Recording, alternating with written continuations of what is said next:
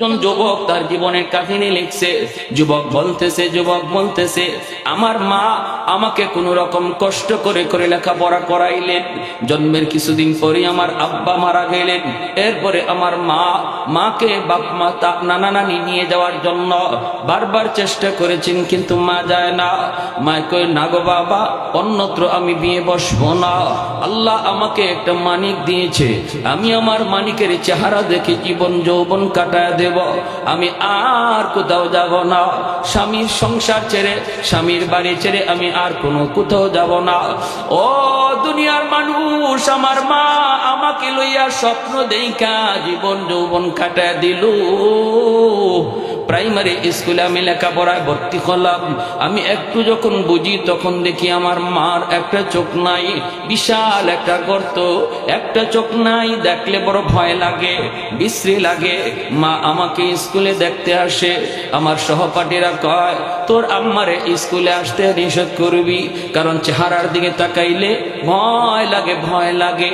মাকে বললাম মা তুমি স্কুলে যাইও না, কিন্তু মা কই বাজান রে, ও বাজান সারাটা দিন যদি তোমাকে না দেখে আমি মা থাকতে পারি না। এই দুই জমিনে আমার আর কেউ নাই, আর কেউ নাই, একমাত্র আমার কলিজার টুকরা ধন, আর জমিনে কেউ নাই আপন বলতে রে বাবা। সারাদিনে একবার না দেখলে আমার কলিজা ছানছান করে, এজন্য তোমাকে দেখতে আসি। স্কুল জমানায় মা দেখতে যায়, হাই স্কুলে ছেলে ভর্তি হয়েছে তাও মা দেখতে যায়। ছেলে নিষেধ করে মা নিষেধ মানে না। কলেজে গেল সেখানেও ছেলেকে মা দেখতে যায়। এই ছেলে বলে আমি ঢাকা ইউনিভার্সিটিতে ভর্তি হলাম। আমার মা মানুষের বাড়িতে কাম করে করে, কখনো আমার নানা নানির কাছ থেকে ধার এনে এনে, মামা মামির কাছ থেকে ধার এনে এনে, আত্মীয় স্বজনের কাছ থেকে ভিক্ষা করে করে আমার লেখাপড়া করায়। আমি ইউনিভার্সিটিতে ভর্তি হলাম, আর লেখাপড়ার খরচ মার দেওয়া লাগে না। আমি তো এখন টিউশনি করি, নিজের লেখাপড়ার খরচ নিজেই জুগাইতে পারি। ইউনিভার্সিটির লেখাপড়া শেষ, একটা সুন্দরী মেয়ের সাথে আমার পরিচয় হলো। সুন্দরী মেয়ের সাথে পরিচয় হলো। এই সুন্দরী মেয়ের সাথে পরিচয় হওয়ার পর একটা সম্পর্ক তৈরি হলো। আমার স্যারের মেয়ে, স্যার আমাকে অফার দিল, মেয়েটাকে বিয়ে করো যদি আমি তোমাকে চাকরি দেব। আমি মার কাছে আসলাম, মাকে বললাম মা গো, ও মা আমার স্যারের মেয়ে, বিয়ে যদি করি একটা চাকরি পাবো। মা কই বাবা, ধনী লোকের মেয়ে গরিবের বাড়িতে আনলে সুখ হয় না রে বাবা, ধনীর মেয়ে গরিবের বাড়িতে আনলে সুখ হয় না। শরীয়তের বিধান হলো কুফু মিলায় বিয়ে করো। ধনীর মেয়ে দিতে চাইলেই গরিব তুমি বিয়ে কইরো না রে যুবক। বিয়েটা ছেলে খেলা নয়, এটা একটা জীবন জড়িত, ঠিক কিনা জোরে বলেন? এজন্য শান্তি যদি চাও নিজের সমপর্যায়ে যাও, শান্তি যদি চাও সংসারে সমপর্যায়ে যাও, উঁচুতে যাইবা না। মায় কয় বাবা যাইস না, কিন্তু ছেলে মানল না, কারণ তার তো একটা সম্পর্ক হয়ে গেছে, মহব্বত হয়ে গেছে। বলতেছে মা গো টেনশন তুমি করবা না, আমার সাথে কথা হয়েছে, সব মানায় নিবে, তোমাকে আম্মা কয়া ডাকবে, কোনো অসুবিধা নাই। একটা মাত্র ছেলেও আজকে শিক্ষিত, বিরাট শিক্ষিত। মা ছেলের কথায় পড়ে গেল, ঠিক আছে বাবা নিয়ে আস। অনুমতি নিয়ে বিয়ে করে ফেলল। যেই কথা সেই কাজ। ধনীর মেয়ে গরিবের ঘরে আসলো, কিন্তু মাকে মা হিসাবে মানতে পারে না। আসেনি না নাই জুড়ে কোন আসেনি না নাই? অসংখ্য নজির। বাপ মার কথা না মাইনা যে ছেলে বিয়ে করে, বাপ মার পরামর্শ না নিয়ে যে নিজের সিদ্ধান্তে বিয়ে করে, তার জীবনের শান্তি থাকে না, কপালে অশান্তি আর কষ্ট। সেদিন কিন্তু বাপ মারেও কিছু বলতে পারে না। বাপ মা কয় তুই তো নিজেই পছন্দ করে বিয়ে করেছ, সারা জীবনের জন্য যন্ত্রণা শুরু হয়। এজন্য বলি রে যুবক, বিয়েটা একটা ছেলে খেলা নয়, এটা একটা বিশাল একটা জীবন জড়িত। বাপ মার পরামর্শ ছাড়া আগায় না, বাপ মারে না লয়া কোথাও যাইও না। ভাইরা বন্ধুরা, যেই কাজ যেই কথা সেই কাজ হয়ে গেল, মাকে মা হিসাবে মানতে পারে না। ছেলে অফিস থেকে যখন বাড়িতে ফিরলে পরেই তো দেখা যায় মার বিরুদ্ধে নালিশ দেয়, মার বিরুদ্ধে নালিশ দেয়, মার বিরুদ্ধে নালিশ দেয়। এক পর্যায়ে বউকে নিয়ে আসে, মাকে গ্রামে ফালাইয়া শহরে চলে গেল। মা, যেই মা ছেলেকে ফালাইয়া বাপ মার কাছে যায় না, এই ছেলে মাকে ফালাইয়া শহরে চলে গেল।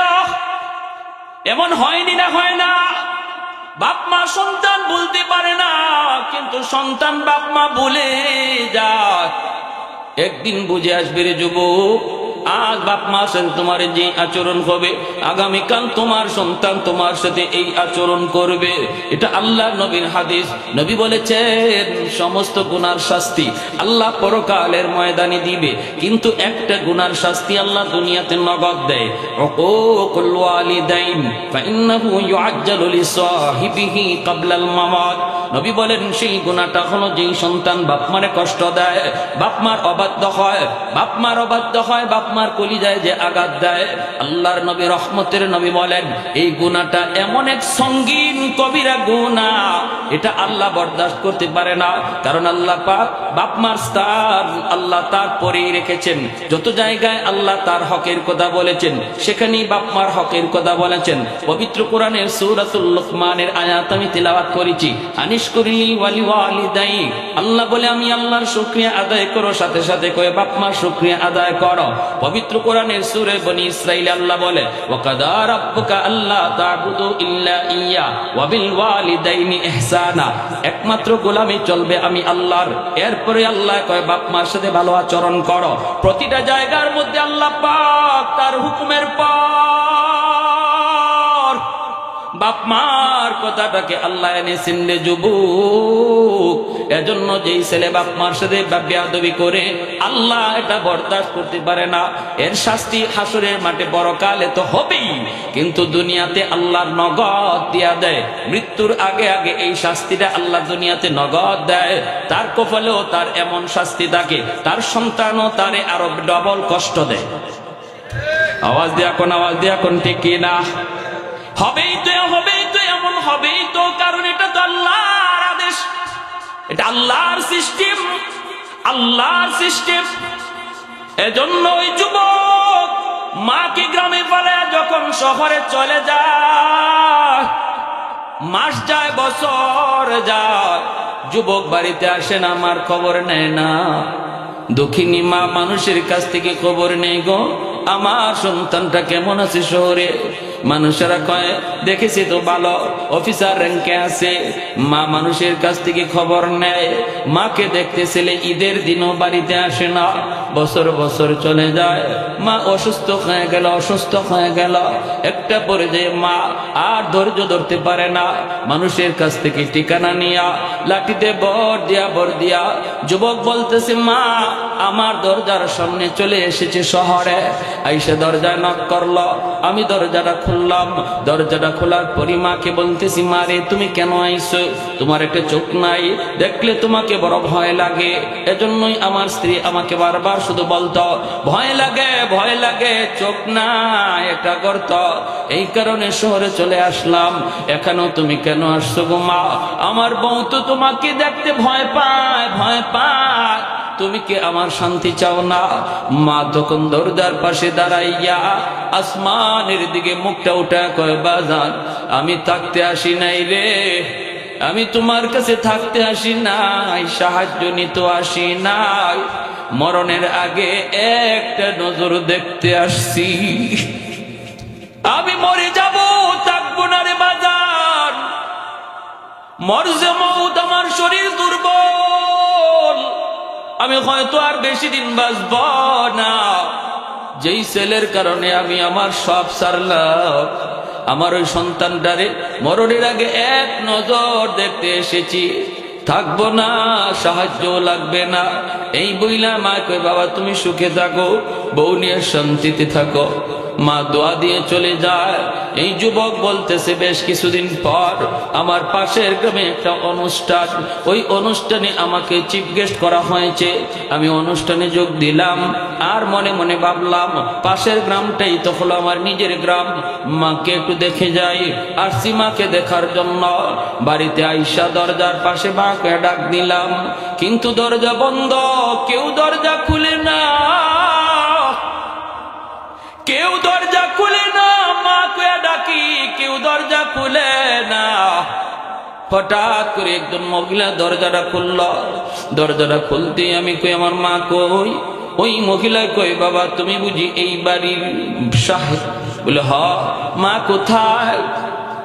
তখনই ওই মহিলার চোখ দিয়ে পানি পড়ে আর কান্দে, বলতেছে আমার ফুফু, আমি তোমার ফুফাতো বোন, তুমি তো অনেক বড় হয়ে গেছো, কে ফুফু কে ফুফাতো ভাই বোন চিনো না? আমার ফুফু আজকে অনেকদিন যাবৎ বিছানা, চিকিৎসার অভাব, ঔষধ কিনতে পারে নাই। আজ থেকে মাত্র 1 সপ্তাহ আগে চিকিৎসার অভাবে আমার ফুফু দুনিয়া থেকে বিদায় হয়েছে। যাবার সময় আমার হাতে একটা চিঠি দিয়ে গেছে আর বলছে মা কোনদিন যদি আমার ছেলে আমাকে দেখার জন্য আসে গো, তোমরা এই চিঠিটা আমার সন্তানের হাতে দিও।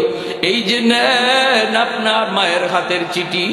যুবক বলতেছে আমি চিঠিটা হাতে নিলাম, চিঠিটা হাতে নিয়ে লিখা দেখি মায় লিখতেছে বাজান রে, জানি না কোন দিন মার খোঁজ নিতে আসবা, বাবা মরণের আগে একটা কথা তোমারে জানায় গেলাম, জীবিত অবস্থায় কোনোদিন মা তোমাকে বলি না, আর তুমিও জানতে চাও নাই, এজন্য আমি বলি নাই। আজকে মৃত্যুর আগে বলে গেলাম, মার একটা চোখ নাই বিদায় তুমি ভয় পাইতা, একটা চোখ নাই বিদায় তুমি গ্রাম ছেড়ে বৌনিয়া শহরে চলে গেলা, কিন্তু একদিনও মার জিগাও নাই মাগো তোমার চোখটা কি হলো, চোখটা কোথায় গেল, একদিনও তুমি জিগাও না। আজকে চিঠির মাধ্যমে জানায় গেলাম রে বাবা, 10 বছর বয়সে তোমার টাইফয়েড জ্বর হয়েছিল, ডাক্তারের কাছে ভর্তি করেছিল, ডাক্তার বলেছে জ্বরের কারণে তোমার একটা চোখ নষ্ট হয়ে গেছে, এই জায়গায় যদি আরেকটা চোখ বসানো না হয় তাহলে তোমার দুটো চোখ নষ্ট হয়ে যাবে। আমি ডাক্তারকে বলেছিলাম ডাক্তার আমি মার একটা চোখ নয় আমার দুটো চোখ প্রয়োজনে নিয়ে যাও, তবু আমার সন্তানের চোখ বাঁচাও। ওই দিন মার চোখটা উঠাইয়া তোমার চোখে লাগানো হয়েছে। আরে একটু জোরে কোন সুবহানাল্লাহ। ভাইরা আমার জন্য বলতেছিলাম, আল্লাহ নবী রহমতের নবীও বলতেছে যুবক যখনই বাপ মার কথা ইয়াদ হবে রে তখনই তুমি এই দোয়াটা বেশি বেশি পড়বা, রব্বির হামহুমা কামা রব্বায়ানি সগীরা। আমরাও পড়ব ইনশাআল্লাহ, নামাজে নামাজের বাহিরে যেখানেই থেকে সেখানে এই দোয়াটা পড়ব, নামাজের পরেও পড়া যায়, হাঁটতে গেলেও পড়া যায়, এক জায়গায় বসে আছি তখনও পড়া যায়, সর্ব অবস্থায় এই দোয়াটা বাপ মার জন্য পড়ব। শিখাইয়া দিছেন কে? আর একটু জোরে বলেন কে? একজন অপরিচিত মানুষ সুলাইমান আলাইহিস সালামের সামনে এসে সালাম দেয়, আসসালামু আলাইকুম ইয়া নবিয়াল্লাহ। তিনি বলেন ওয়া আলাইকুম আসসালাম। কে আপনি? আপনাকে কোনোদিন তো দেখি নাই, কি আপনার পরিচয়, কোথায় আপনার বাড়ি, কেন এসেছেন? অপরিচিত মানুষটা কয় নবী গো আপনি আমাকে চিনবেন না, আমাকে চিনার কথাও না, কারণ এই জগতে যারা আমাকে চিনছে কেউ নাই, যারা একবার দেখে এটাই তার জীবনের শেষ দেখা হয়ে যায়, এজন্য আমাকে কেউ চিনে না, যারা চিনছে কেউ নাই। আমার নাম হলো মালাকুল মউত আজরাইল। আজরাইল শুনলেই সবারই ভয় লাগে, ঠিক না? সবারই ভয়, কারণ মালাকুল মউত আজরাইলের ডিউটি একটাই, শুধু জান কবজ করা। কে কোথায় দাঁড়ায় আছে, কার সামনে দাঁড়ানো, মালাকুল মউত আজরাইল এগুলা পরোয়া করেন না। আমি কি ঘরে নাকি ঘরের বাহিরে, আমি কি দোকানে নাকি গাড়িতে, আমি কি সন্তানের কাছে না মানুষের কাছে, কোনো পরোয়া নাই। যখন যার টাইম হয় মালাকুল মউত হাজির। সুলাইমান আলাইহিস সালাম তিনি অবাক হয়ে গেলেন, মালাকুল মউত আজরাইল, ও ভাই আজরাইল কেন এসেছো? কই নবী গো, আমার কাম শুধু একটাই, ডিউটি আমার একটাই, শুধু জান কবজ, আমার আর কোনো ডিউটি নাই, ডিউটি নাই। আপনি প্রস্তুতি গ্রহণ করুন, আপনি এখনই তৈয়ার হয়ে যান, আপনার সময় শেষ গো নবী, আপনার জান কবজের হুকুম চলে এসেছে, আপনি এখনই প্রস্তুতি নেন। আল্লাহর পয়গম্বর সুলাইমান আলাইহিস সালাম তিনি বলতেছেন, ভাই আজরাইল একটু সময় আমাকে দিবানি, ওই যে দেখো আল্লাহর ঘর বাইতুল মুকাদ্দাসের নির্মাণ কাজ চলতেছে, জিন্নাতের দ্বারা নির্মাণ কাজ করাইতেছি, এখনো আল্লাহর ঘরের কাম শেষ হয় নাই। যদি আমার ইন্তেকাল হয়ে যায় তাহলে জিন্নাতরা বাকি কাজটা করবে না, কাউকে ওরা ভয় পাবে না, ওদেরকে ভয় দেখায় দেখায় কাজ করাইতে হয়। এ ভাই আজরাইল একটু সময় চাই আল্লাহর ঘরের খাতিরে, আমার ফ্যামিলির জন্য নয়, সন্তানের জন্য নয়। আমি বলি না আমার সন্তানের চেহারাটা এক নজর দেখার সুযোগ দাও, আমি বলি না আমাকে ঘরে যাওয়ার সুযোগ দাও, আমি বলি না আমার কোনো নিজের স্বার্থের জন্য সুযোগ দাও। সুযোগ চেয়েছি শুধু আল্লাহর ঘরের জন্য, আল্লাহর ঘরের কাজ একটু সময় যদি পাই কাজটা শেষ হয়ে যাবে রে আজরাইল, আমাকে একটু সময় দেওয়া যাবে নাকি? মালাকুল মউত আজরাইল তখন বলেন, নবী গো মাপ চাই গো নবী, কাউকে সময় দেওয়ার কোনো অধিকার আল্লাহ আমি আজরাইলকে দেয় না। সময় যদি নিতে হয় মালিকের কাছে আবদার করেন, মালিকের কাছে আবদার করেন, জায়গা মতো অ্যাপ্লিকেশন করেন, আবেদন করেন। আমার কাছে আবদার করে কোনো লাভ নাই, আমি আপনাকে সময় দিতে পারবো না, সময় দেওয়ার কোনো সুযোগ নাই। ভাইরে মনে রাখবেন, মূসা আলাইহিস সালামের জমানার আগ পর্যন্ত মালাকুল মউত আজরাইল মানুষের সুরত ধরে সেই মানুষের জান নিতেন, সুরত ধরে এসে জান নিতেন। কিন্তু মূসা আলাইহিস সালামের জমানায় ঘটে গেল একটা ব্যতিক্রম ঘটনা। মূসা আলাইহিস সালামের কাছে তিনি এসেছিলেন জান কবজ করার জন্য। মূসা আলাইহিস সালাম তখন বললেন, ভাই আজরাইল তুমি যে আমার জান কবজ করতে এসেছো, হাত তোমাকে সাহায্য করবে না, আমার পা তোমাকে সাহায্য করবে না, আমার চোখ তোমাকে সাহায্য করবে না, কোনো অঙ্গ তোমাকে সাহায্য করবে না, কেমন করে তুমি আমার জান কবজ করবা? মালাকুল মউত আজরাইল তখন বলেন, আমি আমার মতো করে জান নিয়ে নিব, কেউ সাহায্য করুক আর না করুক আমি জান কবজ করে নিয়ে যাব। সাথে সাথে মূসা আলাইহিস সালামের গুসা উঠে গেল, গুসা উঠে গেল।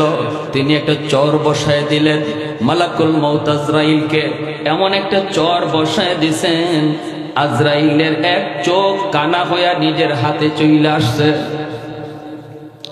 তাহলে বোঝা গেল মূসা নবী নরম নবী না গরম নবী? খালি গরম নাকি বেশি গরম? এত গরম চুল টুপি ছিদ্র হইয়া দাঁড়ায় যাইত যখন গোসা হতেন।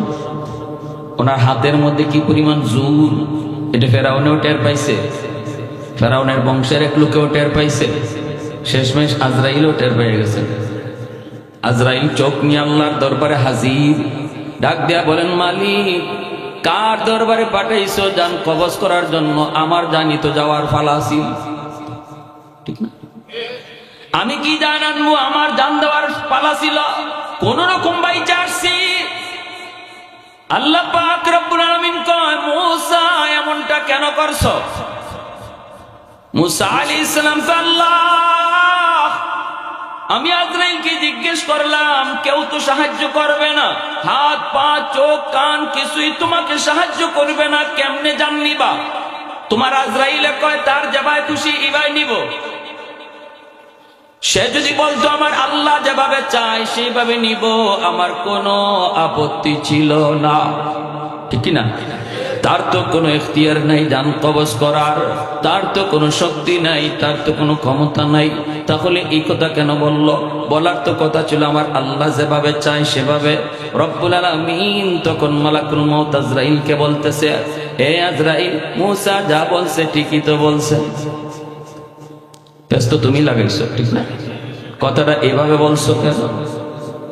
আজরাইল আলাইহিস সালাম কয়, মালিক, বুঝছি আমার ভুল হয়েছে, তবে আমি এই কাম আর করতে রাজি না, আমার ডিউটি পাল্টাও। কেন? আজকে চর খাইছি, আগামীকাল কার বাড়িতে যাবো জান কবজ করার জন্য, তার বাবারে সব সন্তানে মিলে আমার দল লাগাই ফেলবো। দরজা লাগাই যদি আটকায় তাহলে বড় বিপদ, কাজটা বেশি ভালো না। আল্লাহ, আমাকে অন্য কোনো ডিউটি দাও, এই ডিউটি তুমি যাকে মন চায় তাকে দাও, আমাকে আর এই ডিউটি তুমি দিও না। এটা বড় বিপজ্জনক ডিউটি, কোথায় কোন জায়গায় আমি আটকা পড়ি এটারও ভয় আছে। রব্বুল আলামিন কয়, আজরাইল থামো থামো, ডিউটি তোমারই করা লাগবে, তবে সিস্টেম পাল্টাবো। সিস্টেম কিভাবে? আর তোমাকে কেউ দেখবে না, অদৃশ্য অবস্থায় তুমি হাজির হবে, অদৃশ্য অবস্থায় তুমি জান কবজ করে নিয়ে আসবে। আজরাইল আলাইহিস সালাম কয়, মালিক, গালি শুনবে কে? জানটা নেওয়ার পরে আমাকে গালাগালি করে, আজরাইলের আর কোনো কাম নাই। আমার আব্বারে নিয়ে গেল, আমার সন্তানদের নিয়ে গেল, যা খুশি গালাগালি আমাকে করে। রব্বুল আলামিন তখন কয়, তাহলে এটারও ব্যবস্থা করতেছি। স্বাভাবিকভাবে মউত হবে না, কোনো না কোনো একটা ওজর দিয়ে আমি জান কবজ করায় নিব।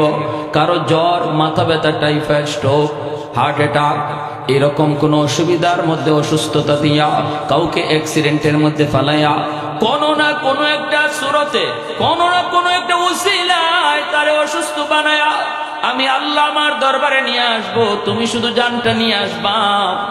কেউ বলবে না আজরাইল নিয়ে গেছে, কইব কেমনে মরছে, কই গাড়ি অ্যাক্সিডেন্টে মারা গেছে, কেমনে মরছে, স্ট্রোক করে মারা গেছে। আর তোমাকে কেউ দোষারোপ করবে না। আজরাইল আলাইহিস সালাম তখন ডিউটি হাতে নিলেন। ভাইরা বন্ধুরা, সুলাইমান আলাইহিস সালামের জমানায় তিনি তো মানুষের সুরত ধরে জান কবজ করতে এসেছেন। আল্লাহর পয়গম্বর অনুমতি চান, কিন্তু তিনি তো অনুমতি দেন না। আল্লাহর কাছে আপনি সময় চান, আল্লাহর কাছে সময় চাইলেন, ডাক দিয়ে বলেন, মালিক, আমি তোমার ঘরের খাতিরে অল্প কিছু টাইম চাই। আল্লাহ, যদি আমার এই মুহূর্তে জান কবজ হয়ে যায়, জিন্নাতগুলি তোমার ঘরের কাম তারা করবে না, অসমাপ্ত কাজ হয়ে যাবে। আল্লাহ, আমাকে একটু সময় দেওয়া যায় কিনা? রব্বুল আলামিন কয়, এ সুলাইমান, না না, যার যখন টাইম হয়ে যায়, ইযা জাআ আজালুহুম লা ইস্তাখিরুনা সাআতাও ওয়া লা ইস্তাকদিমুন। যার যখন টাইম হয়ে যাবে, বিন্দু পরিমাণ এদিক সেদিক করা হবে না। টাইম হয়ে গেছে, তুমি রেডি হয়ে যাও। সুলাইমান আলাইহিস সালাম কয়, মালিক, তাহলে তোমার ঘরের কাম কেমন করে শেষ হবে? আল্লাহ পাক কয়, সুলাইমান, এই কাজটা কেমন করে শেষ হবে সেটা আমি আল্লাহ দেখতেছি। তোমার রূহ কবজ হয়ে যাবে, যেইভাবে তুমি দাঁড়ায় আছো এইভাবেই তোমার কবজ হয়ে যাবে।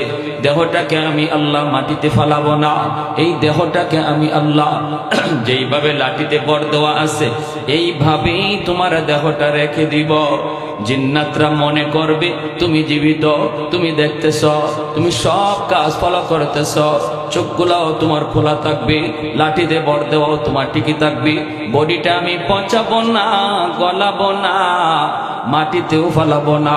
জিন্নাতরা দেখবে তুমি সোজা দাঁড়ায় দাঁড়ায় কাজ দেখতেছ, যতক্ষণ পর্যন্ত কাজ শেষ না হবে আমি আল্লাহ তোমার মৃত দেহটাকে এইভাবে দাঁড় করায় রাখবো।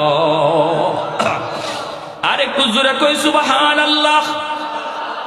এটা আল্লাহর পক্ষে সম্ভব কিনা? আল্লাহ পারেনি না পারে না? এই ক্ষমতা আল্লাহর আসেনি না না? কাদিরে কুদরত দারি বরকামাল আনতা রাব্বি আনতা হাসবি যুল জালাল আনতা রাব্বি আনতা হাসবি যুল জালাল।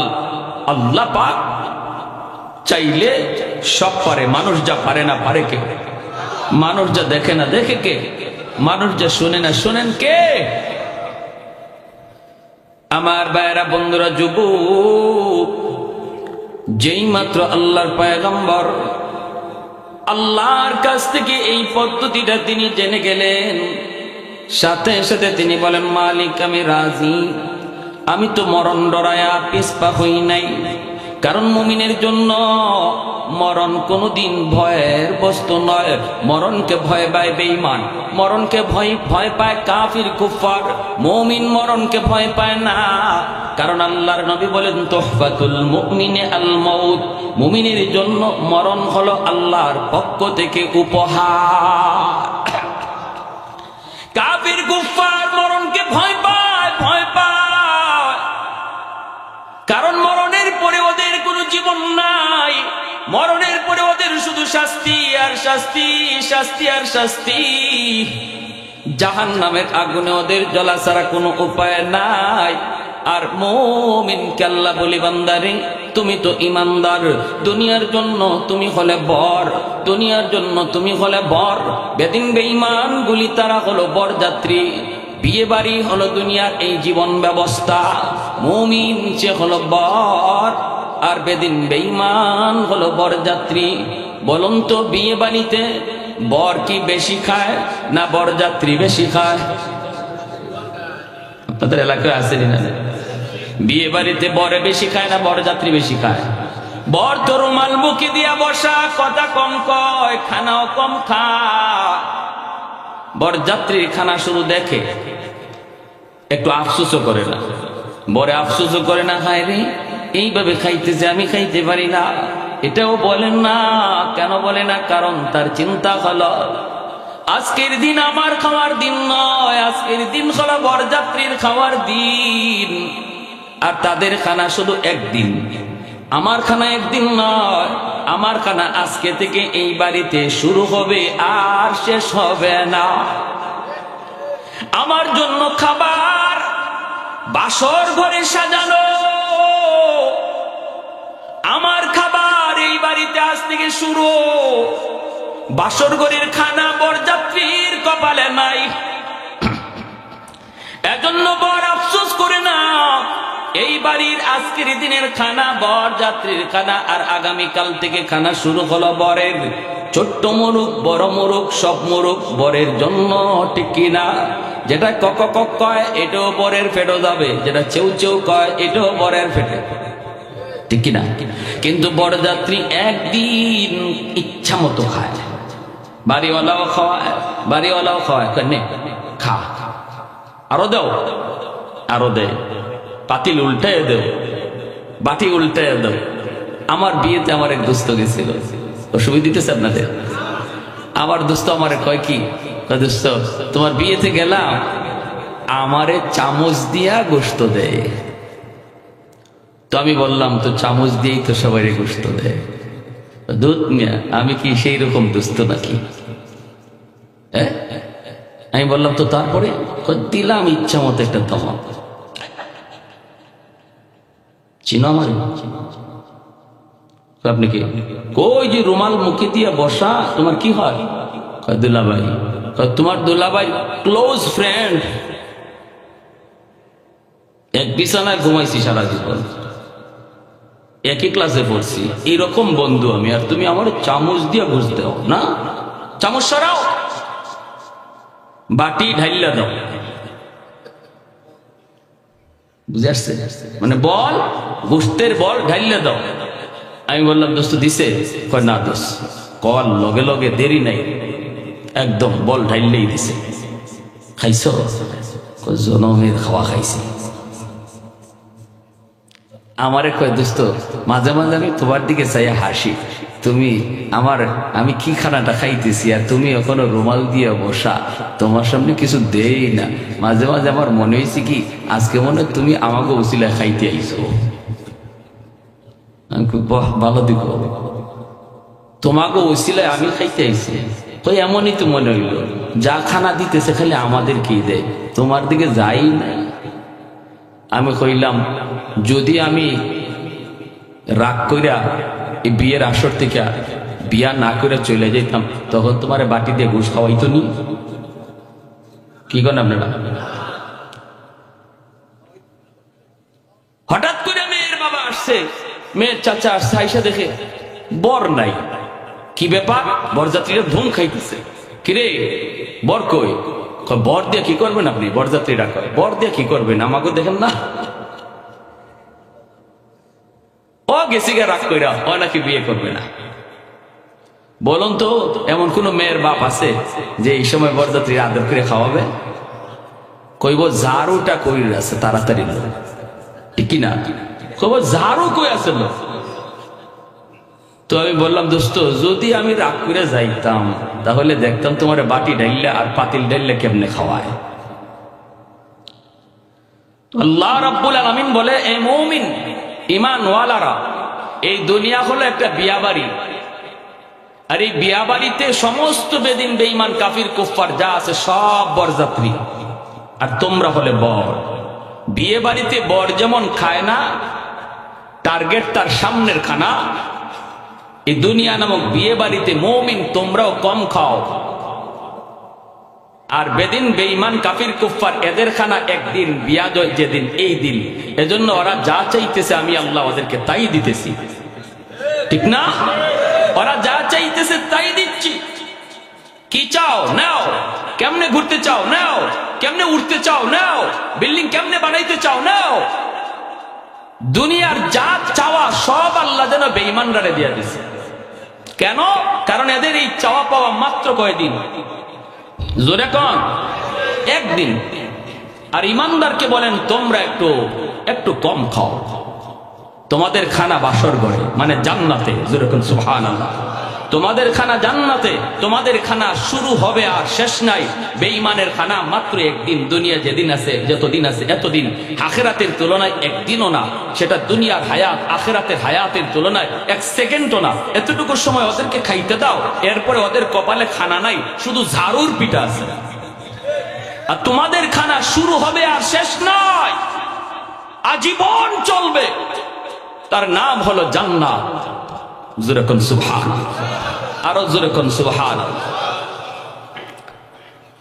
এজন্য আমার ভাইরা বন্ধুরা, আল্লাহ পাক রব্বুল আলামিন মুমিনদেরকে বলতেছেন তোমরা হলে বর, বেদিন বেঈমান গুলো হলো বরযাত্রী। ওরা যা চাইতেছে আমি আল্লাহ ওদেরকে তাই দিচ্ছি। এদের দিকে তাকায় তোমরা লোভ করবা না। তোমাদের আসল খানা হলো জান্নাত, আসল খানা হলো জান্নাত রে। আসল খানা আমি আল্লাহ সাজায় রাখছি জান্নাত। সুলাইমান আলাইহিস সালাম তিনি বারবার বলতেছেন মালিক আমি তো এই দুনিয়াতে থাকতে চাইতেছি নিজের জন্য নয়, নিজের ফ্যামিলির জন্য নয়, নিজের পরিবারের জন্য নয়।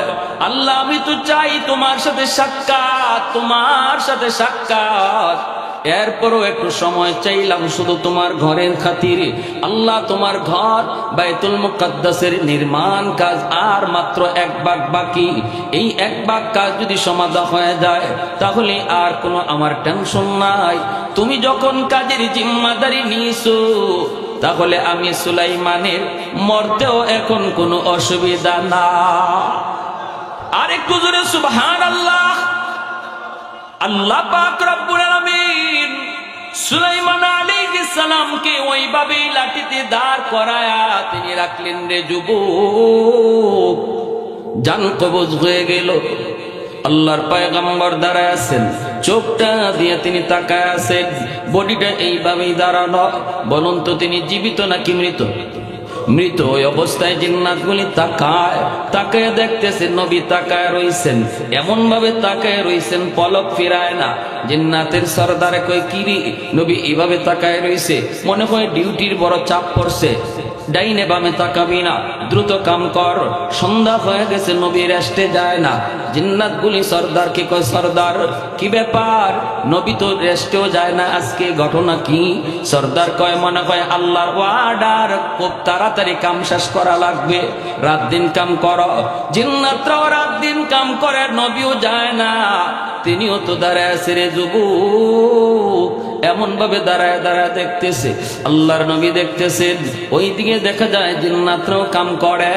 দীর্ঘ 1 বৎসর চলে গেল, জিন্নাতরা তাদের কাম শেষ করল, আল্লাহর ঘরের কাম শেষ হলো। তাকায়া দেখে নবীর দেহটাও মাটিতে পড়ে গেল। দৌড়ায় জিন্নাতেরা কাছে বডির মধ্যে হাত লাগায় জিন্নাত একজন আরেকজনের দিকে, চেহারার দিকে তাকায় আর বলতেছে, দোস্তু বডির কন্ডিশনে কয়, নবী এখন মরে নাই, বহু আগে মারা গেছে। ওই যে দেখো, যেই লাঠি দিয়ে তিনি হেলান দেওয়া ছিল, লাঠিটা দেখা যায় গুন পোকায় খেয়ে ফেলছে, অনেক জায়গা গুন পোকা খেয়ে ফেলছে। তাহলে বোঝা গেল ইনি আজকে মারা যায় নাই, কবে মারা গেল তোমরা একটু তালাশ করো রে। সাথে সাথে তারা একটা ভালো লাঠির মধ্যে একটা গুন পোকা লাগায় দিল। এই পোকাটা, লাঠিটা একদিনে যদ্দুর পরিমাণ খায়, এই হিসাব করে জিন্নাতরা বের করেছে নবী আরো 1 বৎসর আগে ইন্তেকাল করেছে। আল্লাহু আকবার। ভাইয়ের জন্য বলতেছিলাম, কার মরণ কখন কেউ জানে না, কেউ জানে না। আমার মরণ কখন কেউ জানে না রে যুবক। যৌবনে কত যুবক কবরে চলে গেল, বাবার আগে কত সন্তান আপনাদের এলাকাতেও হয়তো কবরে গেছে, দাদার আগে কত নাতি চলে গেল। এজন্য আমার আপনার যেই সকল মুর্দেগান কবরে শায়িত, বিশেষ করে যাদের বাপ মা কবরে শায়িত, আল্লাহ পাক রব্বুল আলামিন বলে, আনিশকুরলি ওয়ালিওয়ালিদাইক, আমি আল্লাহর শুকরিয়া আদায় করো, সাথে সাথে বাপ মার শুকরিয়া আদায় করো। কারণ আমি আল্লাহ হলাম খালিক, আমি হলাম মালিক, এজন্য আমার শুকরিয়া আদায় করো। দুনিয়ায় পাঠানোর মাধ্যম বানাইছি তোমাদের মা, মাধ্যম বানাইছি তোমাদের বাবা, এজন্য বাপ মার শুকরিয়া আদায় করো। যাদের বাপ মা কবরে চলে গেছে, করব কি, আমলগুলা করব কি? বনু তামিম গোত্রের একজন যুবক আমার নবীর সামনে হাজির হলো একটা প্রশ্ন নিয়া। প্রশ্নটা হলো, ইয়া রাসূলুল্লাহ, ওগো নবীজি, আমি যখন ছোট্ট ছিলাম, একমাত্র বাপ মার সন্তান, আমার কোনো ভাই নাই, কোনো বোন নাই, আমি ছোট্ট, বাবা কষ্ট করে করে সংসার চালাইছেন, কোন রকম বাবা ইনকাম করে করে সংসার চালাইছেন, কষ্ট করে করে চলেছি, কোনোদিন একবেলা খাইছি, কোনোদিন খাই নাই। ঈদের দিনে আমার আব্বা আম্মা আমাকে নতুন কাপড় কিনে দিতে পারে নাই, আমাকে যদি দিছে বাবা নতুন কাপড় কিনতে পারে নাই। বাবা সিরা লঙ্গি পইরা ঈদগাহে গেছে, আমাকে কোন রকম একটা নতুন কাপড় কিনে দিছে। ওগো আল্লাহর নবী, আমি দেখেছি কি কষ্ট আমার মা করেছেন, আব্বা করেছেন। আজ আমার মা, আজ আমার বাবা অন্ধকার কবরে শায়িত। আল্লাহ আমাকে ধন দিয়েছে, দৌলত দিয়েছে, সম্পদ দিয়েছে, আজকে আমার কোনো সম্পদের অভাব নাই, কোটি কোটি টাকার মালিক, চতুর্দিকে আমার ব্যবসা বাণিজ্য। আজ যদি আমার মা, আমার বাবা দুনিয়ায় জীবিত থাকতেন, আমি যেভাবে খুশি সেইভাবে মার খেদমত করতে পারতাম গো, বাবার খেদমত করতে পারতাম। কিন্তু মায়ের নবী গো, এই কথা যখন আমার মনে হয়, আমার কলিজা ফেটে যায়। হায় রে, আমার আব্বা সিরা লঙ্গি পরে ঈদের নামাজে গেছেন, আজ যদি বাবা থাকতেন, বাবাকে 1000 টাকা দিয়ে লুঙ্গি কিনে দিতে পারতাম, আমার মাকে 1000 টাকা দিয়া শাড়ি কিনে দিতে পারতাম। আল্লাহ আমাকে তৌফিক দিয়েছে, কিন্তু সুযোগ দেয় নাই। ওগো নবীজি, সুযোগ দেয় নাই। আমার মা, আমার বাবা তো আজ কবরে শায়িত গো নবী। এই টাকা দিয়ে কোন আমি কার খেদমত করব, কারে আমি কাপড় কিনে দিব, কারে আমি লুঙ্গি কিনে দিব, কারে শাড়ি কিনে দিব, এই টাকা দিয়ে আমি কার খেদমত করব? আমার কষ্ট হয়, রাতে ঘুমাইতে পারি না। আমাদের মধ্যে এমন সন্তান বহু পাওয়া যাবে, এক সময় ছোট্টবেলা খুব গরিব ছিলাম, বাবা মা কষ্ট করেছে, কিন্তু সন্তানকে আল্লাহ আজকে অর্থ দিয়েছে, সম্পদ দিয়েছে, কিন্তু বাপ মার খেদমত করার সুযোগ নাই। আমার ভাইরা, বন্ধুরা, যুবক আল্লাহ নবীর কাছে ডাক দিয়া কয়, ইয়া রাসূলুল্লাহ, ওগো নবীজি, আমি আপনার কাছে জানতে চাই গো নবী, কবরে থাকার পরেও আমার বাপ মার সেবা করা যাবে কিনা, আমার বাপ মার খেদমত করা যাবে কিনা, আমার কবরে শুয়ে থাকা আব্বা আম্মার খেদমত করার সুযোগ আমার আছে কিনা? আল্লাহর নবী যুবককে সান্ত্বনা দিতেছেন। নবী তারা মাথায় হাত বোলায় বলতেছেন, রে যুবক, শান্ত হও, আর কেঁদো না, চোখের পানি ঝরায় না। আমি নবী তো জন্মের আগেই বাবা পাই নাই, কিছু বুঝ হওয়ার পর মাও হারাইছি।